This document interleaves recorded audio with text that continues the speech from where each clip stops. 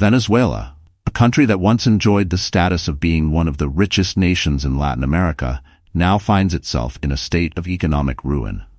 The journey from prosperity to collapse has been marked by critical turning points, from over-reliance on oil to policy failures, corruption, and the devastating effects of hyperinflation.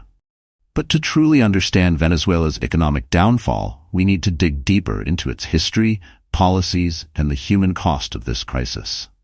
In the early 20th century, Venezuela was a relatively modest agricultural nation, known for its exports of coffee and cacao. But everything changed with the discovery of oil in the 1920s. By the mid-century, Venezuela had become the largest oil producer in the world. Cities like Caracas transformed into modern metropolises, attracting investments and immigrants from Europe, the Middle East, and other parts of Latin America. By the 1950s, Venezuela was among the most prosperous countries in the Western Hemisphere. Its GDP per capita rivaled that of European nations, and its oil industry funded ambitious infrastructure projects, public education, and healthcare programs. Venezuelans enjoyed a standard of living that was the envy of the region. However, this golden age also planted the seeds of future challenges. The government heavily relied on oil revenues, neglecting other sectors of the economy. While the oil industry boomed, agriculture and manufacturing stagnated. This dependency on oil created a fragile economic structure that would later prove disastrous. By the 1970s, oil prices surged dramatically due to global crises like the OPEC oil embargo. Venezuela reaped the benefits, with its oil revenues skyrocketing. The government, flush with cash, embarked on massive spending programs, nationalizing the oil industry and expanding social welfare. Poverty rates fell, and the middle class grew. However, when oil prices declined in the 1980s, Venezuela faced a harsh reality. The government, accustomed to high revenues, struggled to maintain its spending. Debt ballooned as the country borrowed heavily to make up for lost income. Inflation began to rise, and economic inequality widened. The cracks in Venezuela's economy were becoming more apparent. By the 1990s, Venezuela was grappling with a full-blown economic crisis. Protests erupted and political instability grew. Against this backdrop, a former military officer named Hugo Chavez rose to prominence. Chavez, who had attempted a failed coup in 1992, was elected president in 1998, riding a wave of populist sentiment. Chavez promised to end corruption, reduce inequality, and redistribute wealth through his Bolivarian revolution. His government nationalized key industries, from oil to telecommunications, and redirected profits into social programs.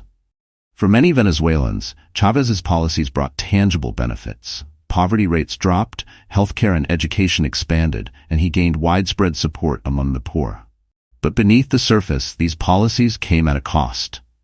Nationalization disrupted private industries, discouraging investment and innovation.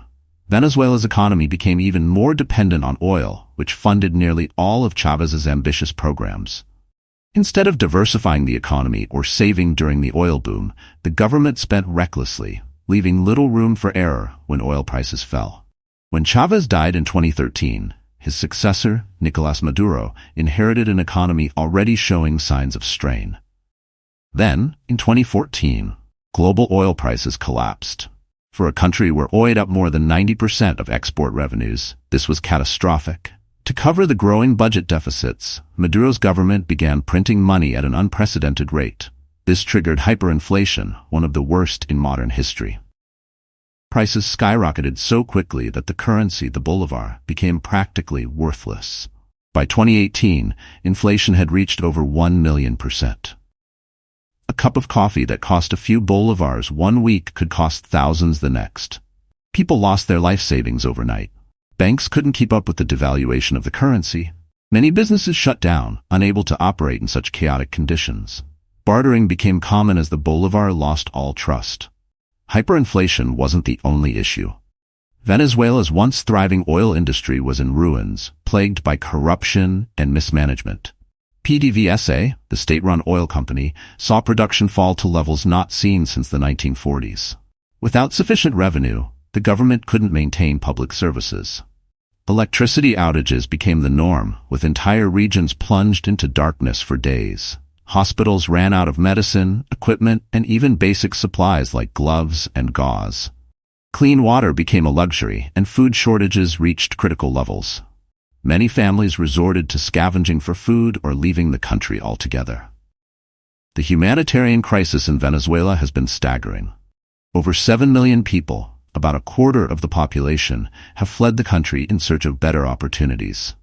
This mass exodus is one of the largest migration crises in modern history, straining neighboring countries like Colombia, Peru, and Brazil. Those who remain face dire conditions. Malnutrition is widespread, especially among children. Many families can only afford one meal a day, if that. Schools struggle to function, and entire professions, doctors, teachers, engineers, have been decimated as skilled workers leave the country. In recent years, the Venezuelan government has made some attempts to stabilize the economy. Maduro's administration has eased economic controls, allowing for limited private enterprise and the use of foreign currencies like the US dollar. This has brought some relief, particularly in urban areas where dollarization has helped curb inflation. However, these measures are far from a comprehensive solution. Oil production remains at historically low levels, and international sanctions have further isolated Venezuela from the global economy. While the government blames these sanctions for the crisis, critics argue that decades of corruption and mismanagement are the root causes. Venezuela's story is a cautionary tale for the world. It highlights the dangers of over-reliance on a single resource, the risks of populist policies that prioritize short-term gains over long-term stability, and the devastating consequences of economic mismanagement. The road to recovery will be long and challenging.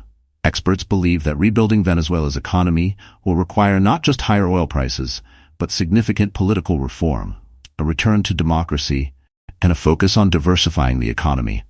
International support could play a role, but trust in governance must first be restored. For now, the scars of this economic collapse are visible everywhere.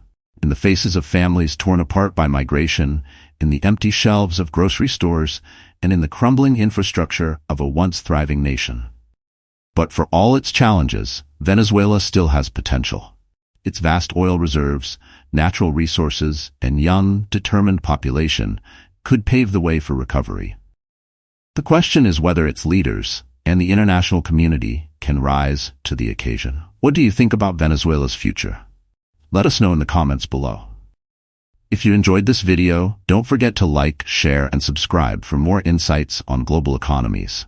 Thank you for watching.